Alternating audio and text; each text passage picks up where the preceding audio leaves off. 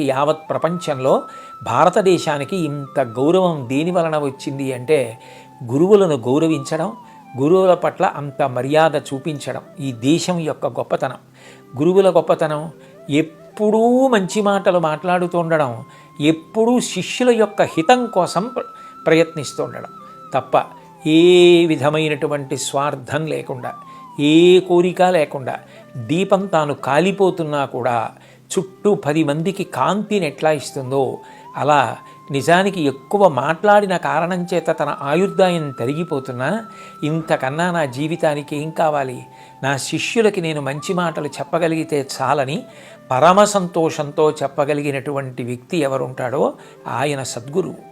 ఆవు చూడండి, ఎక్కడెక్కడో పుట్టల మీదకెక్కి గడ్డి తింటుంది, ఎక్కడో ఎవరికీ అక్కర్లేకుండా ప్రవహించేటటువంటి ప్రవాహం దగ్గరికి వెళ్ళి నీరు తాగుతుంది, వచ్చి కూర్చుని నెమరవేస్తుంది, చక్కటి పాలు తయారు చేస్తుంది. తన దూడ వచ్చి పొదుగులో మూతి పెట్టి శిరములను చప్పరించి గుద్దేటప్పటికీ పాలు విడిచిపెడుతుంది. ఇక వెనక్కి తీయడం చేత కాదు. గురువు కూడా అంతే.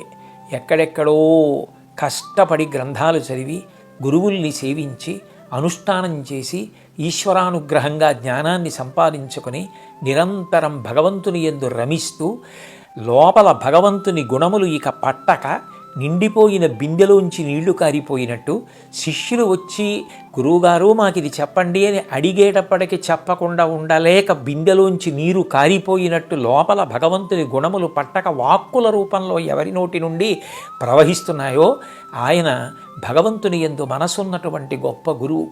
అటువంటి గురువుల వలన ఈ దేశానికి ఎనలేని ఖ్యాతి వచ్చింది.